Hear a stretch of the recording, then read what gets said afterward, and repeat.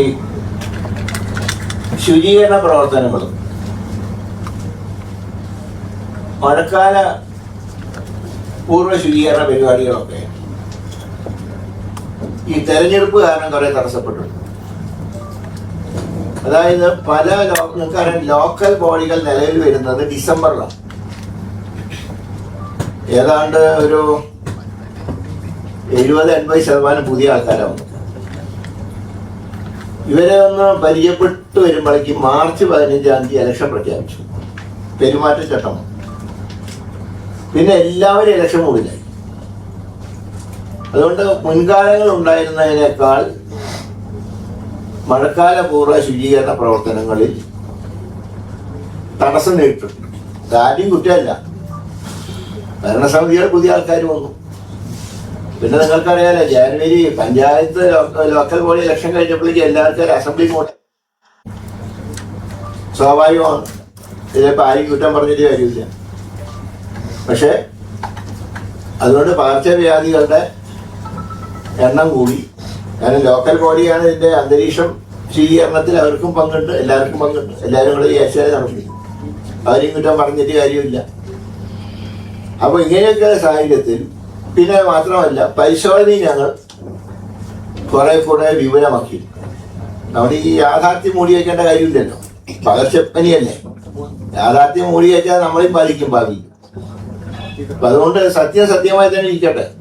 ഇനിയിപ്പോൾ അതിൻ്റെ എന്തായാലും വിമർശനങ്ങളുണ്ടാവും. ഒന്നും ചെയ്താലും ഉണ്ടാവും, ചെയ്തില്ലെങ്കിലും ഉണ്ടാവും. പ്രവർത്തികൾ ചെയ്യാൻ തന്നെയാണ് ഞങ്ങൾ തീരുമാനിച്ചിട്ടുള്ളത്. അതനുസരിച്ച് കാര്യങ്ങൾ വരുന്നുള്ളൂ.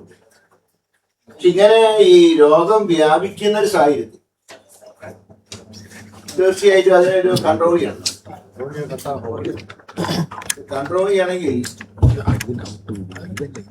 ഈ മേഖലയിലൊക്കെയുള്ള വിദഗ്ധരായിട്ടുള്ള ആളുകൾ,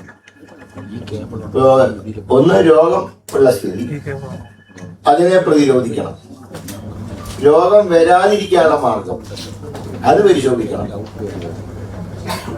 പിന്നെ മൃഗങ്ങളിൽ നിന്ന് മനുഷ്യനിലേക്ക് പകരുന്ന രോഗം അത് പരിശോധിക്കണം. ഇതിന്റെയൊക്കെ അടിസ്ഥാനത്തിൽ ഇന്ന് കാലത്ത് ഒരു വിപുലമായിട്ടുള്ള യോഗം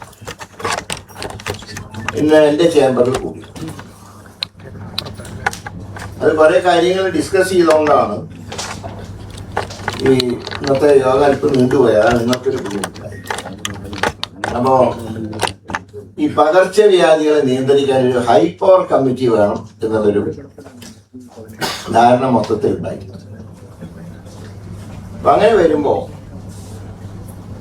ഇതുകൊണ്ട് ലക്ഷ്യമിടുന്നത്, ഇതിനു വേണ്ടി ഒരു ഹൈപ്പവർ കമ്മിറ്റി ഒരു കലണ്ടർ തയ്യാറാക്കുക. ഈ പകർച്ചപ്പനികൾ നിയന്ത്രിക്കാനുള്ള ഒരു കലണ്ടർ തയ്യാറാക്കുക.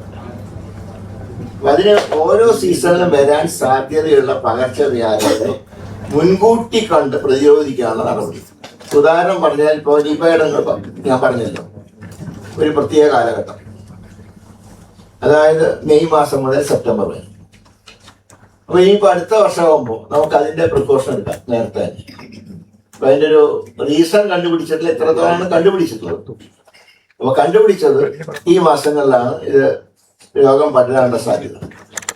അത് മുൻകൂട്ടി കണ്ടുപിടിച്ചു കഴിഞ്ഞാൽ നമുക്ക് ഇപ്പൊ ഇതുപോലെയുള്ള ഇപ്പൊ റിപ്പോർട്ട് ചെയ്ത കേസും പോസിറ്റീവ് പോലും നമുക്ക് ഒഴിവാക്കാനാണ് ഇനി ശ്രമിക്കേണ്ടത്.